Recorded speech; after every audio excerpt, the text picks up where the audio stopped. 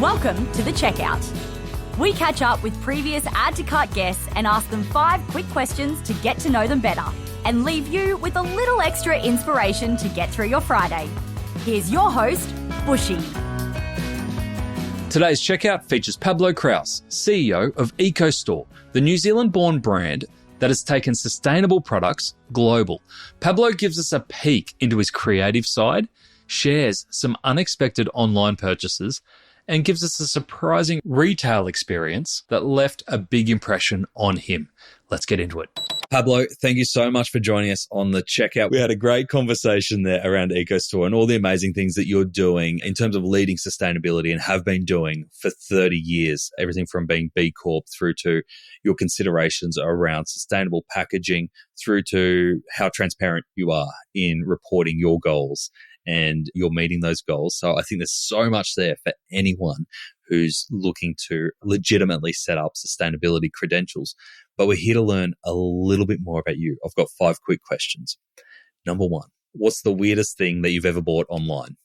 I really struggled with these questions, but I actually thought just now, I came across, with AI, this big boom in AI. It was a lie detector online. I'm not using it right now, but you can actually pop up on your screen, reads the face of the other person and tells you on a percentage of how much you think they're actually lying. Oh, that's cool. And have you used it? I tried to use it initially and then it wasn't quite working. They've since updated the software, so I need to re-download it again and give it another go. But I thought that was kind of weird. But it was kind of weird and wacky, and I said, I'll give it a go. That's fantastic. That'd be great in supplier negotiations. Yeah, exactly. I almost thought surely now it's not a bad thing to have Zoom meetings online anymore because, you can see where they're at. That's fantastic. I love it. All right. Number 2, which retailer has most inspired you recently?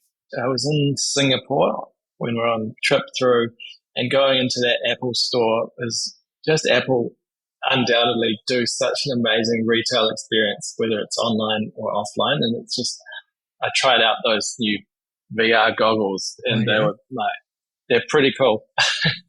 I couldn't work out why they would be amazing, but then once you get on, you're like, wow. It's not amazing enough for you to drop $5,000 on them straight away? No, exactly. I had my kids with me and they were really keen to give it a go. They're 9 and 11. And the lady was like, oh, sorry, you have to be at least 16 or something to try. And then I was in the middle of the experience. My kid said to me afterwards that she said, do you think your dad's going to buy it? So, that's fantastic. No. I love it. Yeah. All right. Number 3, can you name a piece of tech that you or your e-commerce business couldn't live without? It might sound cliche, but it's probably the rise in ChatGPT and LLMs. It's amazing how much you can rely or do things. I still dabble in making websites a bit and making web apps, and it's just amazing how quickly I can fire something up. Or, I remember the nights me working, coding away, and how frustrated I was. I just didn't have somebody to ask right there. And now having someone to ask and go, hey, I've got this bit here, I just can't quite work it out. And it comes back and explains to you why it's wrong and where your bug is. And it's just I couldn't imagine, I'm not a developer personally anymore, but I still use it, dabble in it. So having that bit of tech is just, I guess, exponentially made the job easier, I imagine. That's awesome. What's been your latest little idea for dabbling? I'm sure you must have heaps that you go, oh, this would be a great little app or little addition. I mean, I just made a stupid little game because I wanted to just to mess around. It was how quickly you can click around or something on your screen. It wasn't that exciting, but it was just kind of fun to get my creative juices going and make a game or something out of nothing and realize how easy and simple it was to do. Actually, that's what I did maybe last year. I made a Twitter bot that was actually coming up with its own tweets and tweeting them based on a persona that I had made, but then also replying to people in a certain time.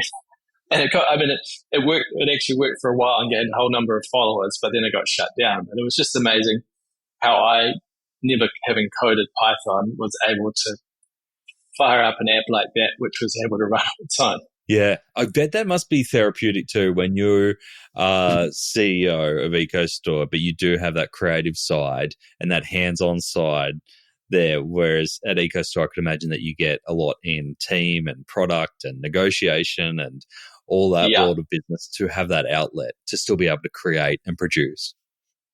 Totally. And that's what I always make an effort to try and keep my creative side going. It's almost like exercise. You kind of have to keep using it, otherwise you forget about it. And, there's a saying about all these great people that have invented these great things have always had this creative side, and you wouldn't be able to do that, the other side. Or, some inventions wouldn't be around because Mozart didn't do his art and his music, Because Mozart wasn't dicking around. Number 4, can you recommend a book or a podcast that our listeners should immediately get into? I know the one that I've always, when I was at film school, the one that stood out and helped me a lot was Don't Make Me Think. And I think you've probably heard of it before, but it's all about user experience. And I think that's one of the things that, I took from film school and foundation design, making experiences and you being able to use that experience to think, how do people think about my products? And putting yourself in their shoes and making it as easy as possible for them to want your product. So that's really important, I guess, in our business and e-commerce. It goes across anybody. Amazing. And that's such an old book now, isn't it? Steve Krug, I think, wrote it, but it's probably 15 years old now, maybe. But just as a philosophy, Don't Make Me Think is such a good one. It's a good core concept to pull back to anytime you're making decisions. Is this making people think? Because we're such a fraction in people's days as products or retailers. Don't overcomplicate it. And, even more so now than it was 15 years ago, right? People won't stay on a video on TikTok for half a second anymore. Right? So if they come to your website and they've got too many things to think about, it's like, all right, close that next one, right? I'm out of here. All right, last question for you, Pablo. What is your biggest challenge today? I think the biggest challenge is still supply chain and making our products as easy, accessible as possible. I still find it ridiculous that my wife can order something from an online retailer, which is based in either UK or Asia, and get that tomorrow, whereas I can order something from a local retailer here and it still takes 5 days to get it. It's like, don't understand. Yeah. Don't understand. And then also, it's a scalability thing, but also a sustainability problem too, isn't it? That if we're making things that accessible, is that always a good thing? Yeah, true. Pablo, thank you so much for joining us on the Checkout. Thank you very much. To hear more from Pablo, jump back into the main episode where Pablo shares ecostore's journey from a local mail order brand into a global leader in sustainable products. He also shares how they're tailoring their approach in each market, from Australia to New Zealand to China, including a fun partnership with Sesame Street characters that's winning over families in Japan. Thanks for listening, and until next time, keep adding to cart.